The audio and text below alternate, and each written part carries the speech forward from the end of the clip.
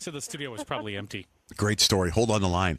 877-937-1047. We got a lot more calls. Want to hear about your Mariah moment. Mariah moment next with Johnjay Rich. Can't believe what you just heard? Listen to Johnjay and Rich again by visiting the podcast page at johnjayandrich.com. Johnjay Rich, phone number is 877-937-1047. In the studio, hanging with us for our Mariah moments is comedian Norm Macdonald performing at the Tempe Improv. What's up, Norm? Hey, man.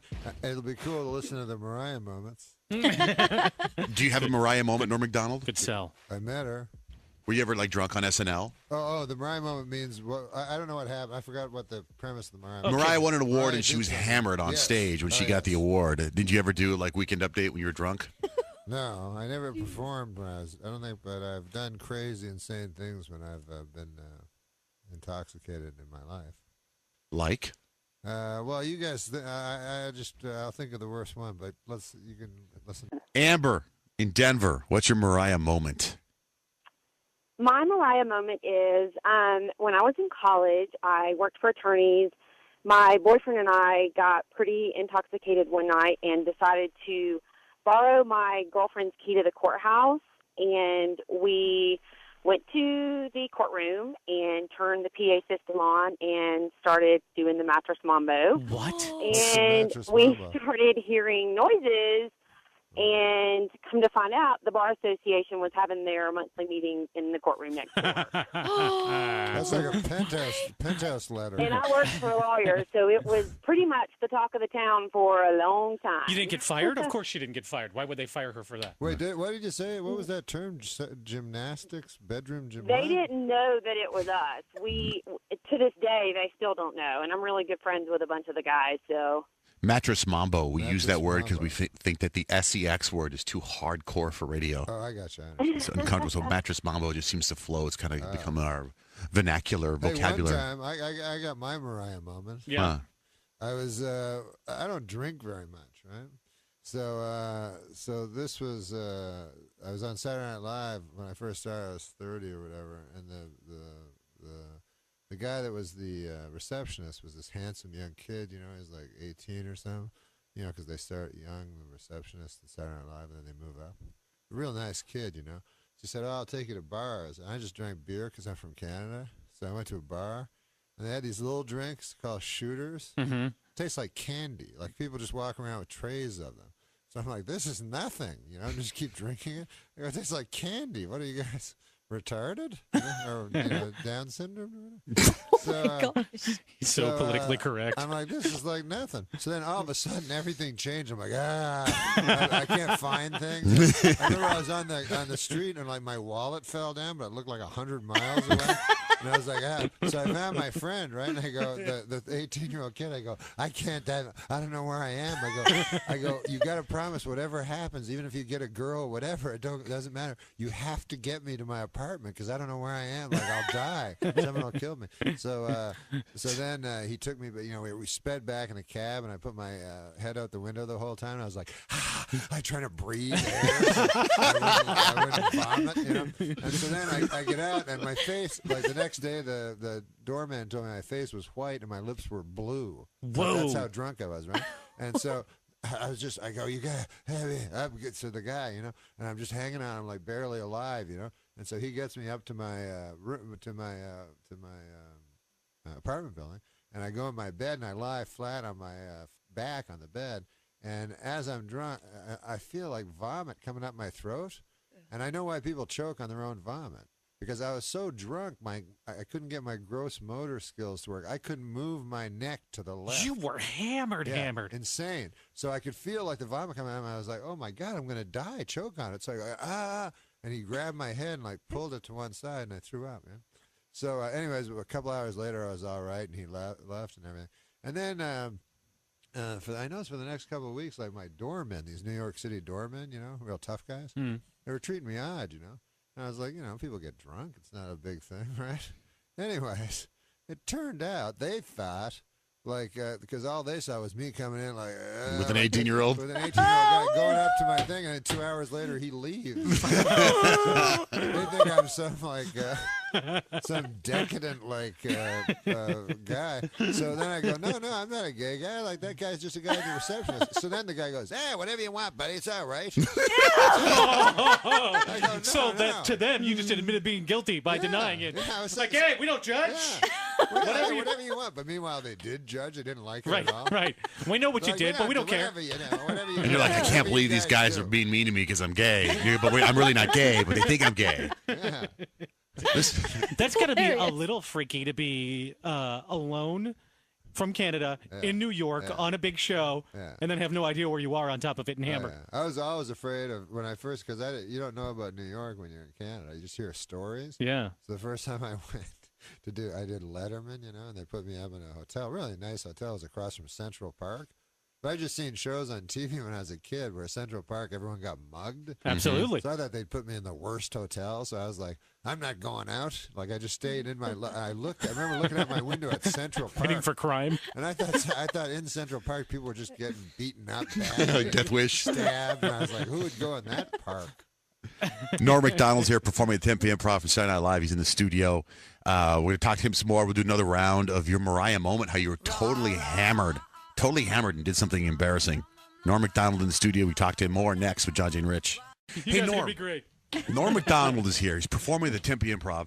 Hey, what's your take, man? Since you've been famous for a long time, Saturday Night Live, been on Letterman. I'm sure you know Leno. What's your take of this whole Conan, Leno, Letterman stuff going on right now? Oh, I don't have a take.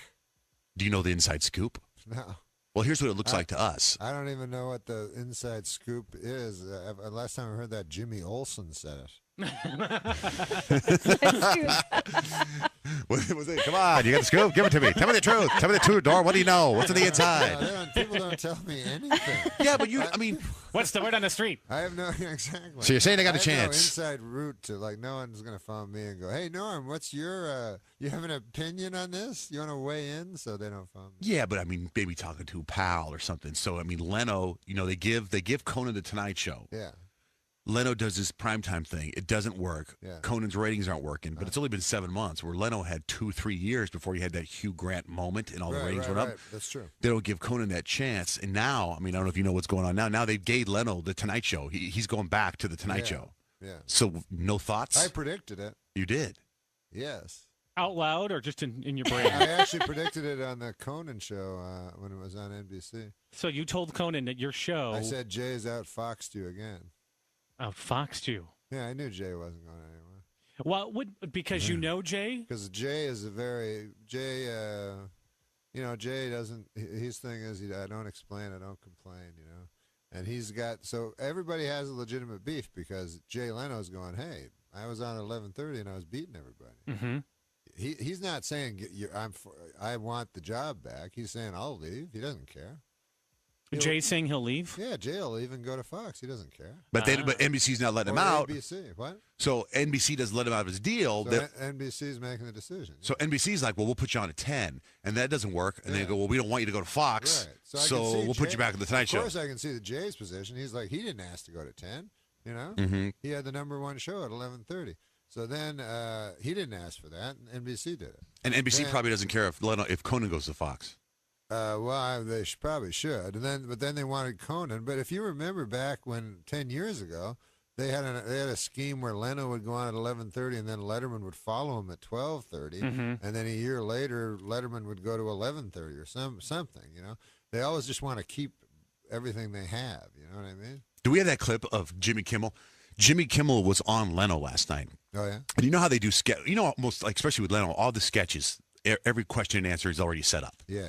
I think Kimmel went a little off sketch and threw Leno off. Check this out. Number 5. I see. Kind of awkward. But performers don't give themselves jobs. This is all insane.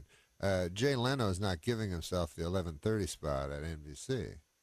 So you think it's bad? Everyone's kind of blaming Leno. Well, it's not Leno. Well, yeah, Leno can't give himself a job. Yeah, but Leno could walk away and say, "Hey, Well, my time. Yeah, I've had my time." Leno could quit. Yeah, but Leno can't say, "Give me 11:30." All he can say is, "Can I do 11:30?"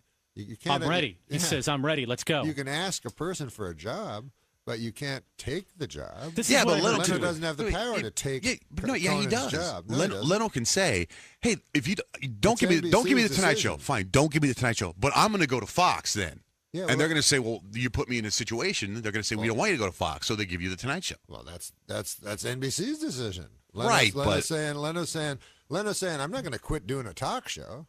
They don't want him at 10 o'clock. He's like, "I'm not going to quit. I was the #1 talk show host. Why would I quit?" He likes doing it. He's making money. He supports his tour. Another network will pay him to be the best, to be the most popular talk show host in the world. Why doesn't the most popular talk show host in the world have a right to be a talk show host? That's a good point. But you know what? You don't like NBC either, do you? Because they're the ones that screwed with you because you kept making all the OJ jokes, huh? No, I don't not like them. I'm exactly the same with them. Like, they had a right to not hire me, just like they have a right to not hire or fire anybody they want. I could care less. Plus, there's enough networks for Conan, who I think is great. I think he's hilarious. If I was NBC, I'd keep Conan probably, because he's so much younger. Leno has a case. Letterman has a case. They Jimmy all have Fallon? cases. Jimmy Fallon has a case. Yeah, so what do they do, though? You said you'd keep Conan, but Conan wants the Tonight Show. But it doesn't matter what TV show. It doesn't matter what. I don't know why these guys care about time slots. Or everybody just puts their things on TiVo. I can watch anything without commercials. These guys are living in the 50s where 11:30 is important. I heard why is Conan 11:30 important? I heard Conan say that is well important. Well said, Norm. Well, I don't know why it's important. It's a number. Like, I can Do people watch it. tape that, though? Do people tape the Tonight Show, or do they just kind of watch it when they go to the bed? I tape it. Yeah, I tape it too. Yeah, I just tape everything. I don't even tape anything. I just see it on YouTube. I tape it. I tape it on VHS. Some guy shows me, goes, "Hey, here's what Kimmel said," like you just did. That's what I mean. That's what I'm here for, Norm. Damn it, Norm. But you know what I mean? I as watch angry old as I TV am, you shows. make a damn valid point. Well, Everything you're saying pisses me off. It's interesting because the people that have taken off on Jay, almost when I hear them take off on Jay, it sounds like it's their ego with the problem, not Jay. I heard Rosie O'Donnell saying that she was offered to do Friday nights on The Tonight Show. And I guess NBC went back to Jay and he's like, I'm cool. I can work Friday nights. I'd rather nobody else do the show but me. So Rosie O'Donnell was NBC was going to do with her on Friday nights? Yeah. Wow. Well, now I really like NBC. Well, that they're not doing that. Well, this was a while ago, I guess, back in the day. And Leno said, I want to do the show. And I think about it. We do a show here. If somebody said, hey, guess what, Tuesday, we're bringing in a show from Minneapolis. We tell them, we're here. We're ready to go. Right. You don't need that show. Right. So why are you mad at the guy who's ready to work? Yes, especially if he has the #1 show. Do you know Conan O'Brien, right? Yeah, I love Conan. Do you have his phone number? Like, do you guys talk? Well, I'm not really that close anyway. I only do the Conan O'Brien show. I love Conan.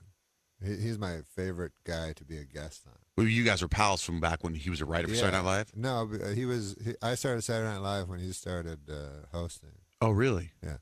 The Tonight. He's been there for a while. Right before that, but he was. Yeah, he's been doing it for a long time. But I understand everyone's position exactly.